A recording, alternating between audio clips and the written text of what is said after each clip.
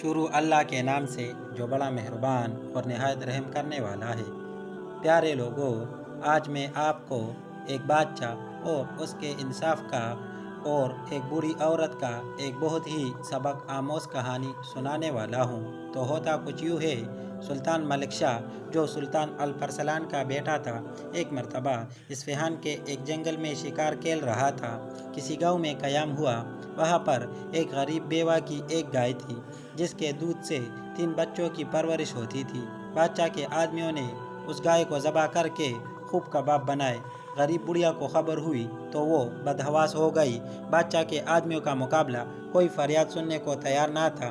اس پر ایک لاوارث اور غریب عورت ساری رات اس نے پریشانی میں کاٹی۔ صبح ہوئی، دل میں خیال آیا کہ کوئی نہیں سنتا تو نہ سہی، کیا بادشاہ بھی نہیں سنے گا جس کو خدا نے غریبوں کو ظالموں سے نجات دلانے کے لیے اتنی بڑی سلطنت دی ہے۔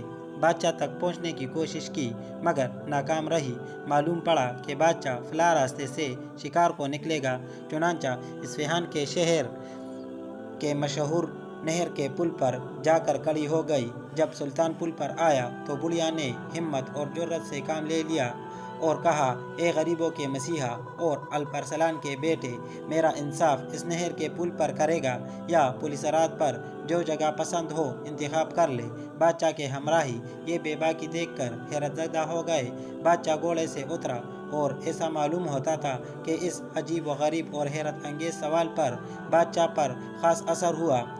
بڑھیا سے کہا، پولیس رات کی طاقت مجھ میں نہیں ہے، اس جگہ فیصلہ کرنا چاہتا ہوں، کہو کیا کہنا چاہتی ہو۔ بڑھیا نے اپنا سارا قصہ بیان کیا۔ بادشاہ نے لشکریوں کے اس نالائق حرکت پر افسوس ظاہر کیا اور ایک گائے کے عوض میں اس کو 70 گائے دلائی اور مالا مال کر دیا۔ جب اس بڑھیا نے کہا کہ تمہارے عدل و انصاف سے میں خوش ہوں اور میرا خدا اور رسول خوش ہے، تو گھوڑے پر سوار ہو گیا۔ تو میرے پیارے بیٹے، اس کہانی سے آپ نے کیا سبق سیکھا؟